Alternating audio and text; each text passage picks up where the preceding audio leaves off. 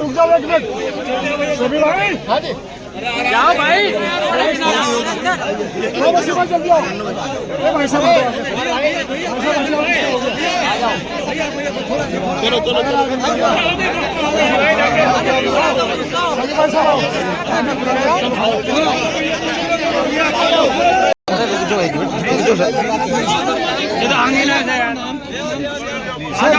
Sir Ghaziabad से आई आवाज ये खड़े थे गाजियाबाद के। ठीक है सर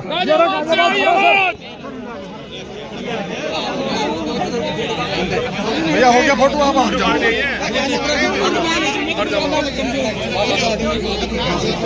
अरे बिल्कुल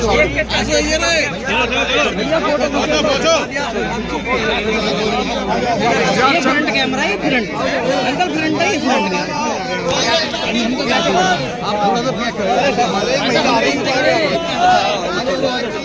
बंदे खड़े यार तो आपकी लड़ाई अकेले भारतीय जनता पार्टी से नहीं है। जो चुनाव में रिटर्निंग ऑफिसर लगते हैं, आरओ एआरओ लगते हैं, उनको भी इतना डराया धमकाया जाता, वो भी ज्यादातर लोग बीजेपी को जिताने के लिए काम कर रहे हैं। जहां भी विपक्ष का आदमी कम वोट से जीतता है, उसको वो षड्यंत्र करके जीतने का सर्टिफिकेट ना देके कुछ देर बाद ही दूसरे को जीता हुआ डिक्लेयर कर देते हैं। ऐसे केस भी देखने में आए। अब जो जीत गया उसको हरा दिया और लड़ता रहे कोर्ट में, 5 साल निकल जाती है, फिर आदमी थक के बैठ जाता है। तो आपकी लड़ाई अकेले भारतीय जनता पार्टी से नहीं है। पूरा का पूरा सिस्टम भारत को गुलाम बनाने के लिए भारतीय जनता पार्टी के नेतृत्व में काम कर रहा है। आप अगर ईमानदारी से सुप्रीम कोर्ट, हाई कोर्ट के जजों के निर्णय को देखोगे, निर्णय को पढ़ोगे, तो उन निर्णयों में कई बार ऐसा लगता है जैसे जज दबाव में है। संविधान के और कानून के खिलाफ जाकर कई बार तो एविडेंस को भी दरकिनार करके सरकार के फेवर में जजमेंट करता है। तो आपकी आंखें खुल जानी चाहिए कि आपकी लड़ाई किससे है। आपकी लड़ाई अकेले इस मनोवादी सरकार से नहीं है। देश का तमाम वो मीडिया जो यूपीए की सरकार के दौरान कोर्टलो घोटाला, 2G स्पेक्ट्रम घोटाला नाम के फर्जी घोटाले, एक आईएएस ऑफिसर जो कंट्रोलर ने एक झूठी खबर निकाल दी, जो ऑडिटर का काम कर रहा था, एक बाबू विनोद राय नाम याद है ना, उसने झूठी रिपोर्ट दी कि इसमें घोटाला हुआ और आरएसएस ने एक षड्यंत्र करके अन्ना हजारे को लाके यहां बिठा दिया और इस सरकार को इतना, यूपीए की सरकार को बदनाम किया। वो यूपीए की सरकार जिसने भारत की जनता को सूचना का अधिकार देकर 10 रुपए की फीस देकर किसी भी विभाग की कोई भी जानकारी लेने का अधिकार दिया, वो यूपीए ने दिया था, वो कांग्रेस ने दिया था। जो खाद्य सुरक्षा की आज बात कर रहे हैं कि कोई भूखा न रहे, 5 किलो राशन हर यूनिट को, वो भी खाद्य सुरक्षा का कानून यूपीए की सरकार ने कांग्रेस पार्टी के नेतृत्व में दिया था। वो मनरेगा जो ग्रामीण मजदूरों को 100 दिन की रोजगार की गारंटी ताकि कोई भूखा ना रहे, सबको काम, हर हाथ में काम, काम के बदले में दाम, वो देने का काम भी किया। तो यूपीए की सरकार ने कांग्रेस के नेतृत्व में किया।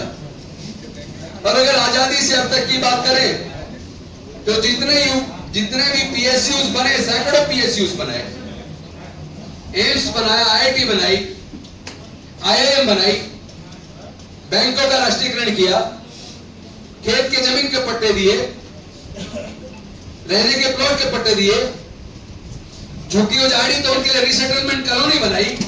क्या किसी से छुपाए ऐतिहासिक काम?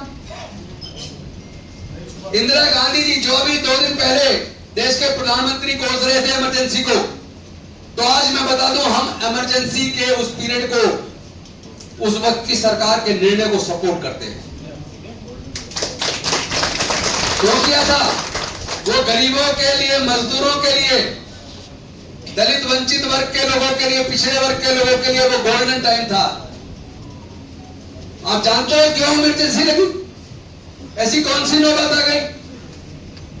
आप याद करो, ये राजे रजवाड़े जिनके जितने भी थे आजादी के बाद, चूंकि आजादी से पहले 562 रियासतों में भारत बटा था।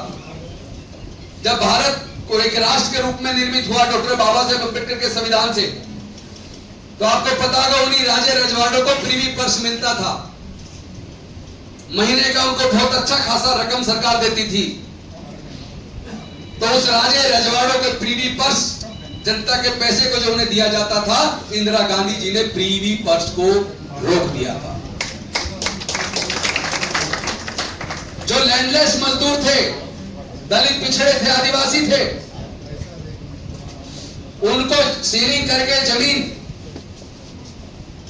उनको जमीन देने का काम किया था। तो सारे जो बड़े जमींदार थे वो सरकार का तख्ता पलट करने के लिए खड़े हो गए। एक षड्यंत्र रचा गया इस सरकार को गिराओ। क्योंकि उस वक्त कोई किसी गरीब पे अगर हमला कर देता तो सीधा जेल जाता था, कानून का डर हो गया था लोगों में। तो जो दबंग लोग थे उन्होंने सरकार का तख्ता पलटने के लिए एक षड्यंत्र किया था, जिसकी वजह से इमरजेंसी लगाना जरूरी हो गया था। क्योंकि वो गरीबों के फेवर में था, वो वंचितों के फेवर में था। तो इससे शर्म मानने की जरूरत नहीं है। अगर कोई कहते कि भाई इमरजेंसी का विरोध करते हैं, इमरजेंसी भी लगी तो डॉक्टर बाबा साहेब अम्बेडकर के संविधान के दायरे में लगी। इस देश की जनता को मजबूत करने के लिए लगी, गरीब मजदूर किसानों को ताकत देने के लिए लगी। ये सबको समझ आना चाहिए। दलितों के साथ, आदिवासियों के साथ उत्पीड़न होता था, तो वो कांग्रेस पार्टी ही तो थी जिसके नेतृत्व में schedule caste rule tribe prevention of atrocities act आया। वो कांग्रेस ही तो लेके आई। इन्होंने तो डाइल्यूट किया। आपको याद होगा जब डाइल्यूट किया तो 2 अप्रैल को जो 2018 में पूरे देश के दलित पिछड़े आदिवासी सड़कों पर उतर आए, हमारे लाखों बच्चों को उन्होंने गिरफ्तार किया, लगभग 14 बच्चों को गोलियों से मार दिया। किसकी सरकार थी? इसी बीजेपी की सरकार थी। यही बीजेपी की सरकार, जहां जहां इनकी सरकारें खुलेआम पुलिस को इन्होंने हत्यारा बना दिया।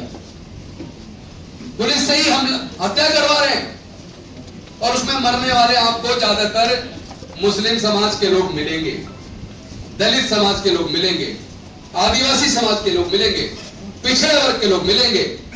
आजादी के 78 साल हो गए, लेकिन आज भी दलितों के, आदिवासियों के ऊपर पेशाब करके वीडियो बना के वायरल करके अपमानित करते हैं पूरी दुनिया के सामने। जूते में पेशाब करके पेशाब मिलाते हैं। अभी की बात है, ज्यादा दिन नहीं हुए, आपको याद होगा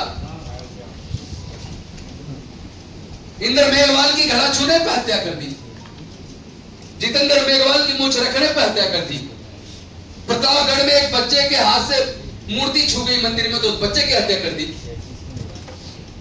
कानून का शासन है कि नहीं है? कानून का शासन। और उसमें हमारे लोग अपने एक दूसरे पे ही ताकत लगाते रहते हैं। व्यक्ति लोगों के नारे जिंदाबाद करने में अपनी ताकत लगाते रहते हैं। कल ही मैंने वीडियो डाला कि भैया कोई पैर ना छुए, कोई सोल लेके ना आए, कोई गुलदस्ते लेके ना आए, कोई मिठाई का डब्बा लेके ना आए, कोई गिफ्ट लेके ना आए। अभी भी यहां तक घुसते कितने लोग पैर छू रहे हैं, गुलदस्ते ला रहे हैं। एक गुलदस्ता 500-600 रुपए का आता होगा, क्यों पैसे खराब कर रहे हो?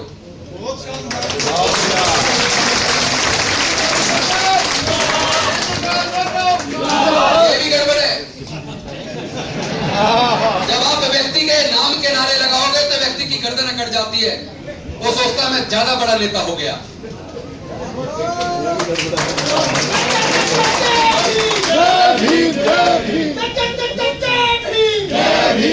हमारे पास अनेकों महापुरुष हैं, फूले साहू अम्बेडकर, शिवाजी महाराज, गांधी जी, नेहरू जी, सरदार पटेल, मौलाना आजाद, सरदार भगत सिंह, चंद्रशेखर आजाद, कितने सारे हमारे पास नेता। नारे लगाने हैं तो अपने उन महापुरुषों के लगाओ, व्यक्तियों के नारे लगाना बंद कर दो, नेताओं के पैर छूना बंद कर दो। मैं आपको क्लियर कह रहा हूं, चमचागिरी से किसी को हम सत्ता में राजनीति नहीं बनाते। कोई अगर सोचे पैसे के टिकट खरीद लेंगे, तो ये दिमाग से गलतफहमी निकाल देना, जो लोग पैसे से टिकट खरीदते हैं वो पैसे से बिक जाते हैं। सांसद विधायक बिक रहे हैं, आप देख रहे हो। अभी तो मैंने कहा नाम के नारे मत लगाओ, अब मेरे नाम के नारे लगा रहे हो। मत लगाइए, पैर मत छूइए प्लीज। चैलेंज बहुत बड़ा है, आप बात को समझिए, कितने देश को कितनी बुरी हालत में पहुंचा दिया है।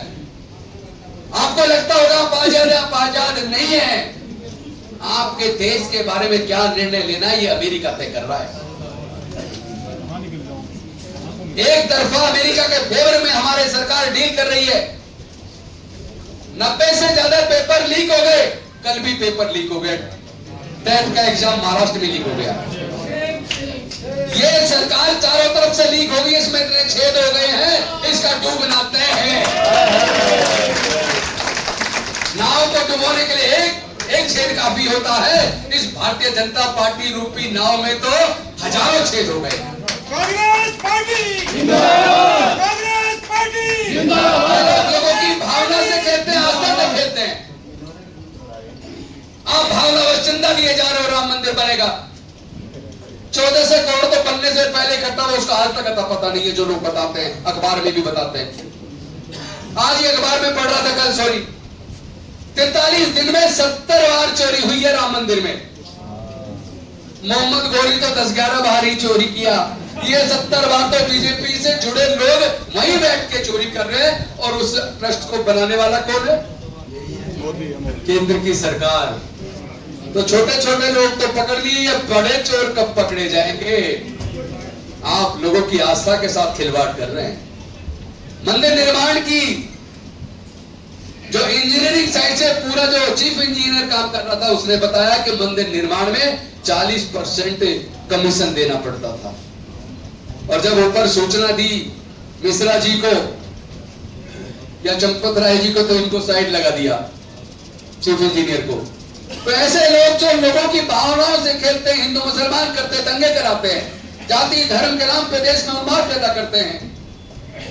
और आज उन्होंने सुप्रीम कोर्ट, हाई कोर्ट के जजों को भी डरा दिया, ब्यूरोक्रेट्स को भी डरा दिया, तमाम मीडिया को डरा के उन्होंने अपने कब्जे में ले लिया।